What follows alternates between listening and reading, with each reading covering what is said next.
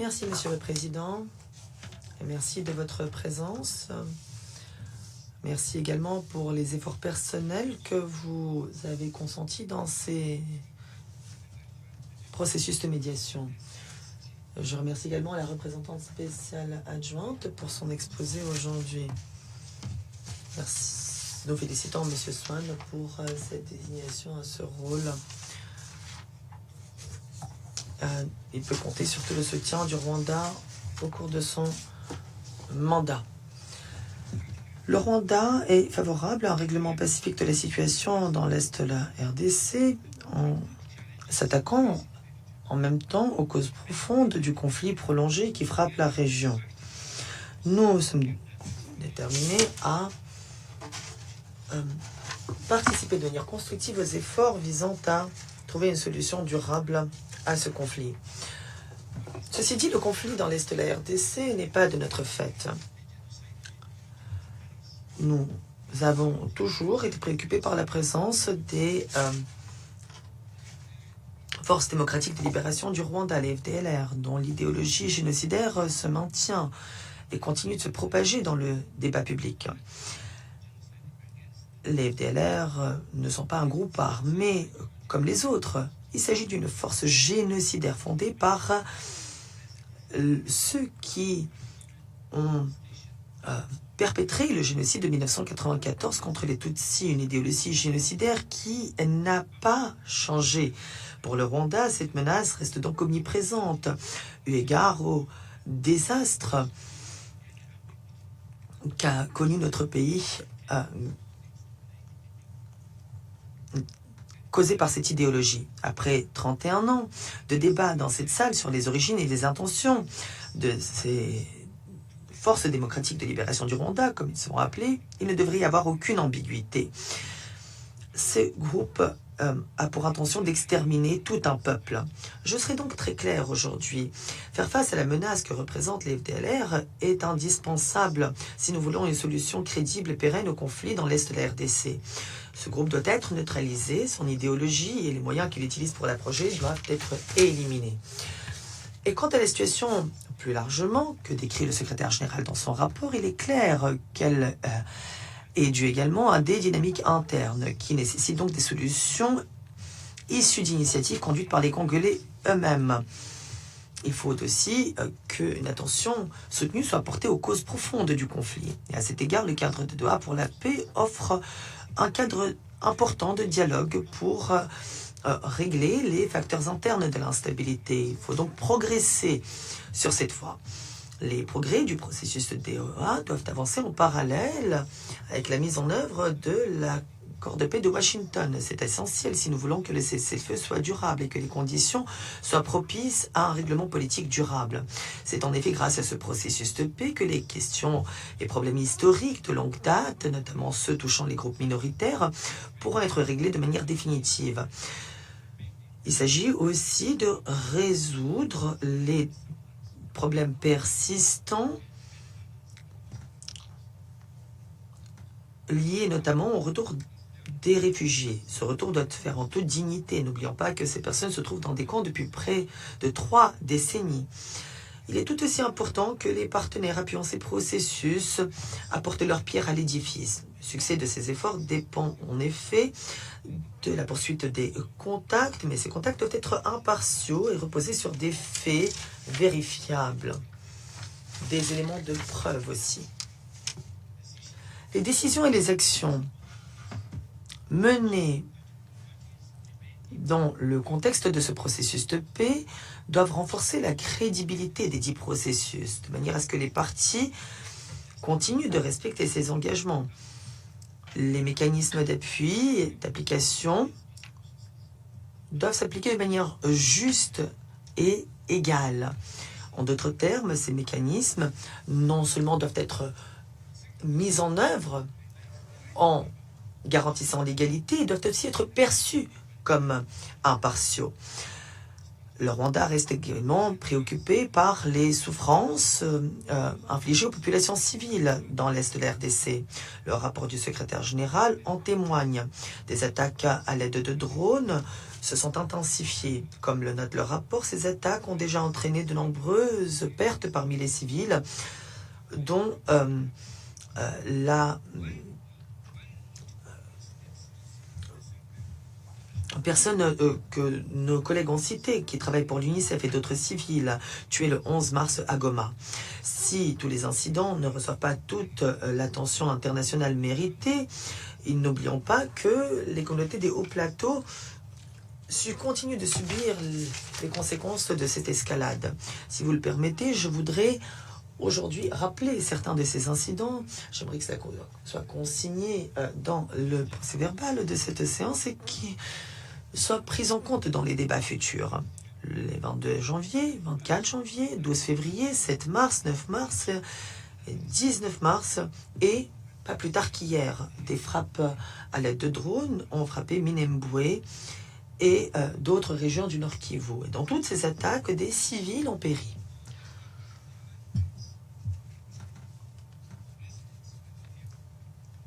Ces résidents ne pouvaient pas fuir ces attaques.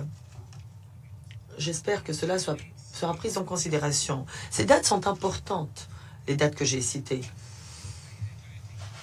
Je voudrais pour conclure réaffirmer l'attachement du Rwanda à la mise en œuvre de l'accord de paix de Washington et son soutien au cadre de Doha pour la paix. Mais ces accords et ces processus doivent aujourd'hui produire des résultats concrets. Le fonctionnement des mécanismes de surveillance doit être effectif si nous voulons bâtir des relations de confiance et appuyer la pleine mise en œuvre des engagements pris. Si nous restons concentrés sur la mise en œuvre et sur les causes profondes du conflit, nous avons une réelle possibilité d'avancer vers une paix durable et pérenne dans la région de manière honnête et complète. Merci, Monsieur le Président. Merci également aux membres du Conseil de leur attention. Je remercie le représentant du Rwanda et je donne la parole au représentant de la RDC, République démocratique du Congo. Merci beaucoup, Monsieur le Président. La République démocratique du Congo salue votre présence, Monsieur Massad Boulos, conseiller principal aux affaires africaines et arabes du président Trump, et remercie Madame Viviane Van de Peer, représentante spéciale adjointe pour la protection et les opérations au sein de la mission des Nations Unies pour la stabilisation en République démocratique du Congo pour son exposé. Nous saisissons également cette occasion pour rendre hommage au personnel de la MONUSCO qui continue d'accomplir son mandat dans des conditions particulièrement difficiles et dangereuses. Permettez-moi également, au nom de mon gouvernement, d'adresser mes condoléances les plus sincères à la France, aux Nations Unies, à la grande famille humanitaire ainsi qu'aux familles biologiques de 4 personnes fauchées dans l'incident du 11 mars 2026. Il s'agit notamment de Madame Karine Bisset, ressortissante française, cadre de l'UNICEF, qui a dédié sa vie au service de l'humanité, ainsi que de 3 autres citoyens congolais. Mon gouvernement suit de très près la situation.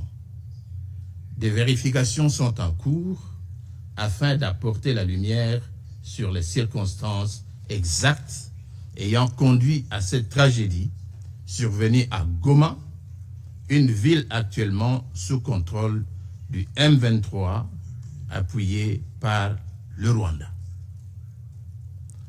Pour la République démocratique du Congo, la protection des populations civiles et du personnel humanitaire demeure une priorité constante.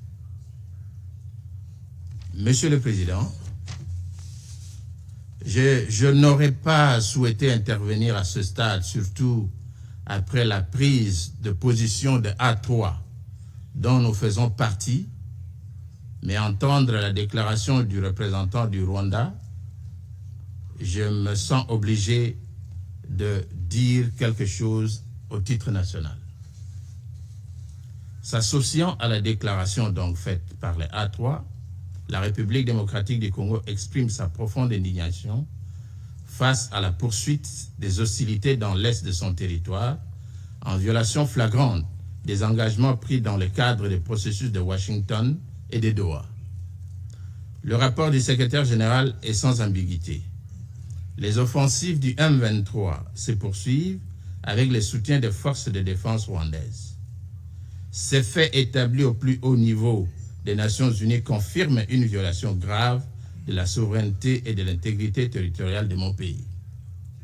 Sur le terrain, cette coalition M23-RDF continue d'occuper des localités congolaises, d'y établir des administrations parallèles et de menacer de nouvelles avancées militaires. Les conséquences pour les populations civiles sont dramatiques. Des centaines de civils ont été tués, dont des femmes et des enfants. Des millions de personnes ont été déplacées et des violations graves et massives des droits humains continuent d'être documentées. Le M23 étant identifié comme le principal auteur de ces abus. À Goma et à Bukavu, et partout sur les territoires contrôlés par les forces rwandaises, l'espérance de vie des jeunes Congolais est passée de 24 heures. Un véritable génocide qui mérite d'être arrêté. Ces actes ne peuvent être relativisés. Ils ne constituent pas de simples incidents, mais de violations graves du droit international et une atteinte directe à l'autorité du Conseil de sécurité. Dans ce contexte, la République démocratique du Congo appelle à la mise en œuvre immédiate, intégrale et sans concession de la résolution 2773, notamment le retrait des forces de défense rwandaises du territoire congolais et la cessation immédiate des hostilités par le M23. Le respect des décisions du Conseil de sécurité ne saurait être optionnel.